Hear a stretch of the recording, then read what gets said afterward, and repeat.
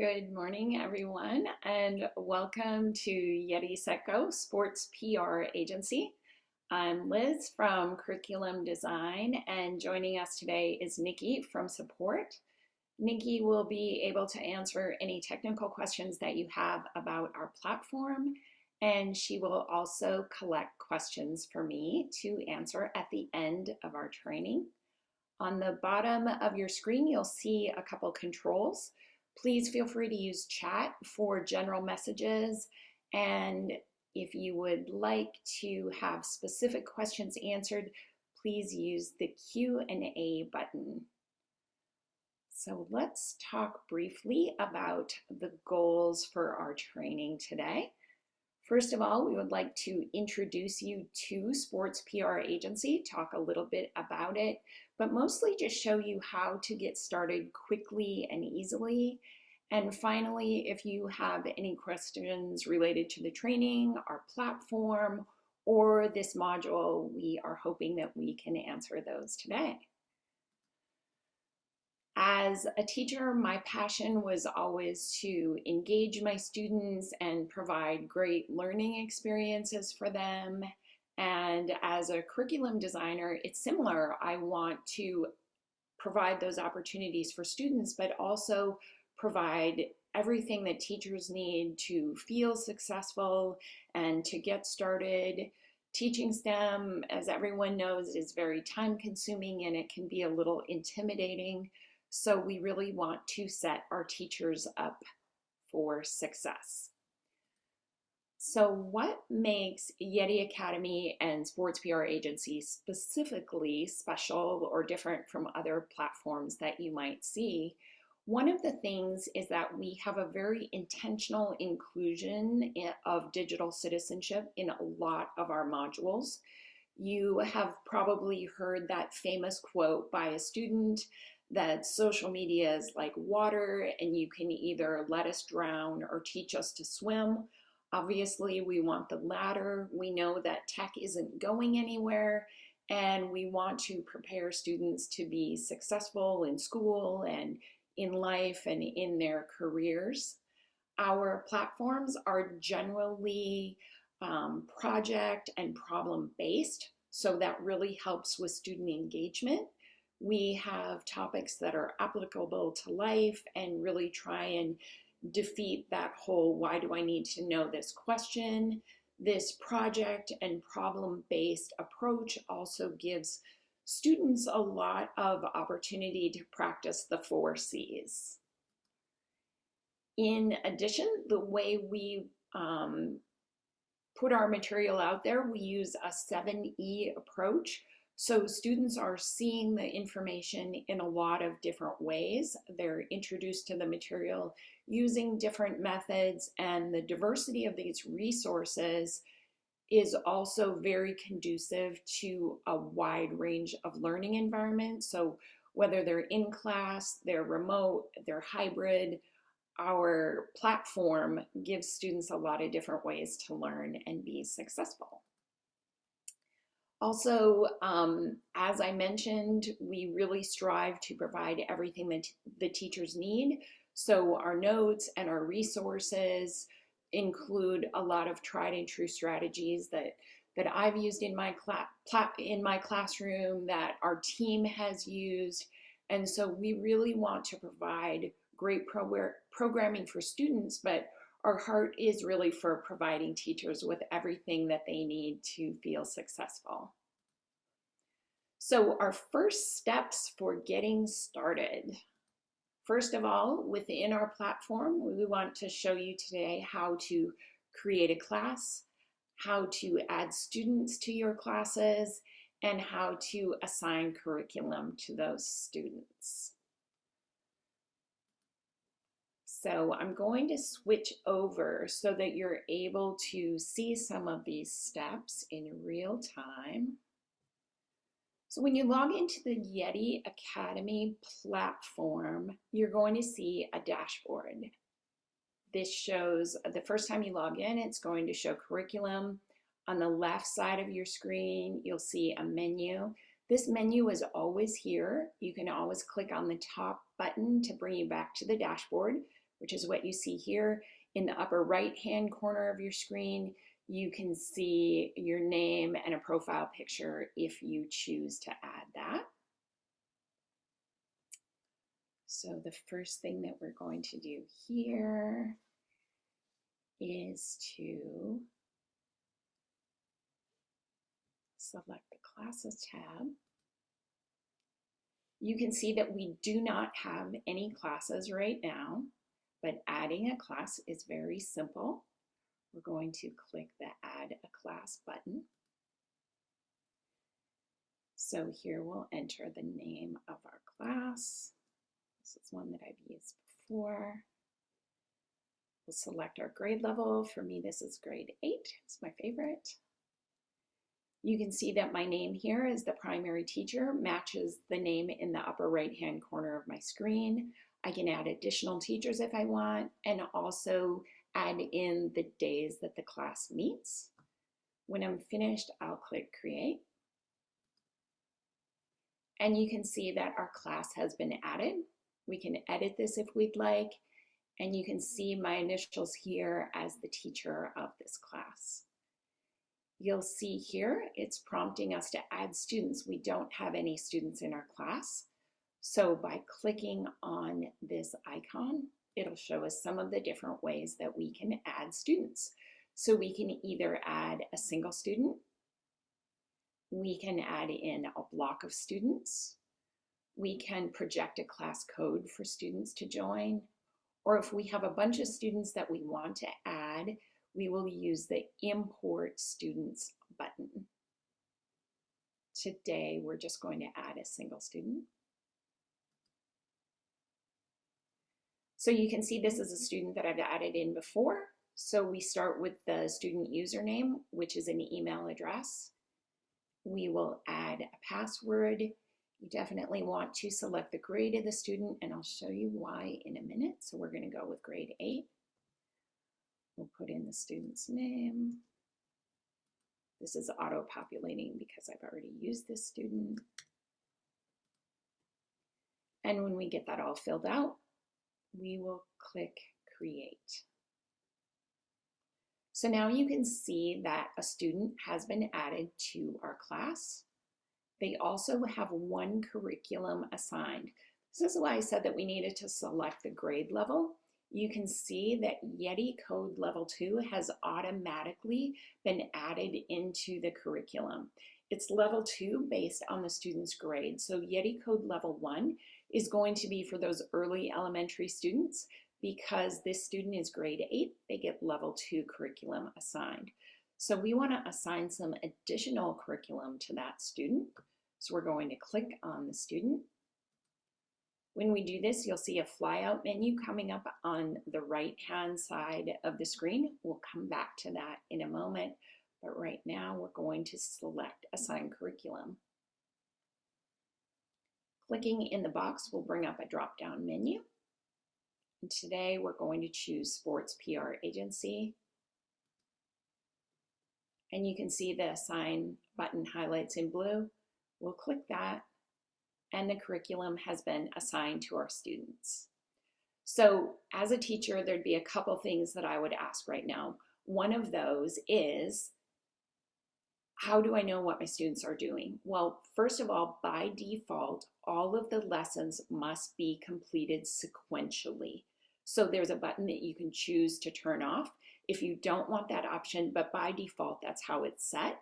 And also as a teacher, you're able to lock and unlock lessons as you go. We've probably all have students who have gone home in a virtual environment and gone much further than we want them to go. So we are able to lock and unlock lessons for students, which is very helpful. So here's our two curriculum that have been assigned. And today we're going to work in Sports PR Agency. So I want to go back in and show you some of the things that are available to you as a teacher. So to do that, I'm going to go over into the Curriculum tab from the left-hand side. When I click on that, it will bring up all the different areas that we offer. But today we are working in Super Citizenship. And when I first started, I never knew where to click on here. But if you go down and hover over the lessons button, you can see that highlights. That's where we'll click to go in. And we're going to start with that very first lesson. So this section right here shows the student side of Yeti. We can go in and view those lessons, but we're going to take a look at those a little bit later from the student side because they do look a little bit different. But what I want to direct your attention to right now are the teacher resources that are on the right-hand side. Because this is the first lesson in this module, you're going to see a few things here at the top of the list that you won't see in some of the other lessons that come up. We have a little welcome letter and a getting started video. You'll see our scope and sequence here, an acceptable use policy form that you may choose to use with your students, some differentiating instruction ideas, and you'll see assessments, rubrics. Now these things are going to be included for every concept. But then also by lesson, you're going to see some very specific resources for teachers. The lesson plan, this is going to include things like standards and essential questions, target questions, the supplies that a teacher might need. You can see there's a slideshow here that's prepared. This is going to go right alongside the written portion of the text. So you might choose to assign that to students through your LMS, or if you're going to teach in a lecture style, you can go ahead and use the slides for that. You'll see teacher notes. Teacher notes are very specific instructions. This includes teacher tips. In our science modules, you might see where you can get the things that you need for labs, that kind of thing. So if I was going to have a substitute and write them notes, this is the kind of notes that you'd see, very detailed, very specific. There are student sheets here, some closing prompts. This is interesting. So this particular resource is creating a Google drawing. So that's something that the students are completing as an artifact. If you're not super comfortable in Google Drawings, this can give you some tips to kind of step by step to work you through it. You could also choose to give this to a student, maybe through your learning management system, if you have some students that need it, or across the board for all of your students, if you would prefer.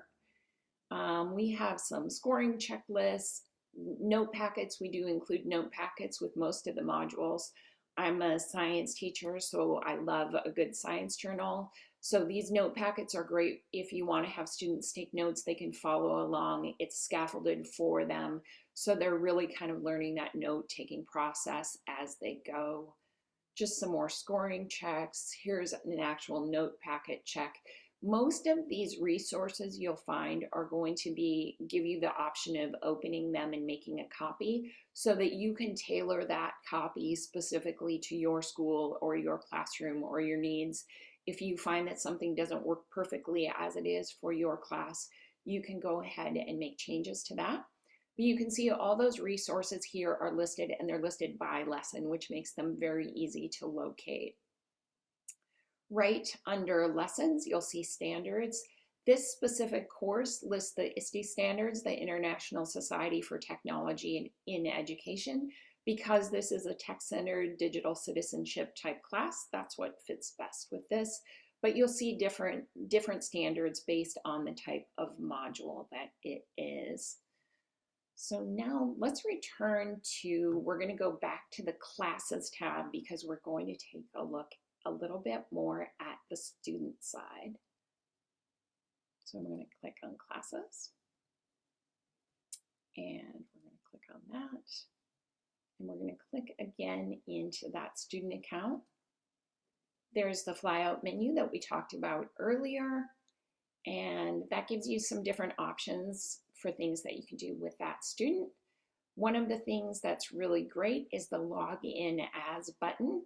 If a student is having problems with something in the module, you can go in as that student and log in and see exactly what they're seeing. So we're going to do that right now. We're going to log in as a student, and you can see their dashboard pop up with the classes that have been assigned.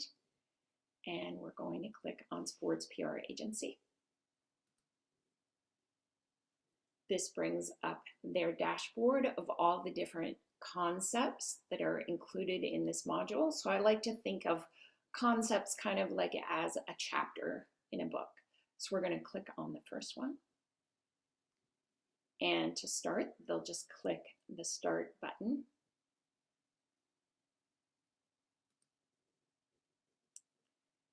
Now our tabs across the top are our 7 E's. So these different approaches to presenting material to student, I mentioned these really briefly earlier. Those are listed as tabs across the top. There's 3 in this on day 1. Also, with the sequential lessons button checked, you can see that I'm not able to move on to the next tab until this one is completed. And remember, that's set by default, but you can always change it. So engage, this is kind of like what I would think of as a warm-up type activity. Some of our engage activities include these custom videos that feature real teens talking about their experiences with digital citizenship and using their own words, so they're very great and relatable for students. So students are able to watch that. And then you can see that there are some instructions here. And they will go through, they can click on the instructions, tells them a little bit about what they're doing. When they're finished with that, they are going to click the Mark Complete button. When they do that, you can see either their avatar or their initials are included. Now you can see here that because we've marked complete, our next button is highlighted. Students can also advance by going up and clicking on the tabs at the top. And you can see that now Explain is unlocked because we completed Engage, but you can see Empower is still locked. So we're going to go into Explain. Explain is our reading portion of the assignment. It's a very succinct portion of text that includes full color pictures. We try and break up the text with pictures to keep it engaging for students. Included in Engage is another look. These are questions that can be assigned. A teacher might use these as a formative assessment or as a discussion prompt. They can be used in any way that works for you. The Explain portion of text also includes summary ideas and vocabulary terms. Again, when the student is done with this, they're going to click the box at the bottom. You'll see this one is different. So this one is comment. When they click on comment, it's going to bring up a box like this. So students are able to type text directly into this box. They can also add images. They can add videos. They can include files or links, also items from their Google Drive. So as soon as they have put in their answer, they will click Save. And you can see now that this has been changed to ungraded. Again, we see the student's initials or their avatar once they've completed that. And again, the next button is highlighted. We've completed this assignment, so we can move on to the next. And here we have our Empower tab. Empower is great for practice. So this lets students look through digital flashcards.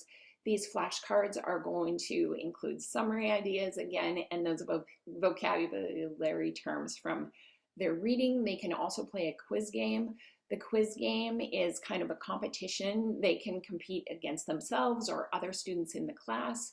It's by time, and it's a great way for students to keep practicing those vocabulary and summary ideas. So that's a little glimpse into what we're going to see as a student.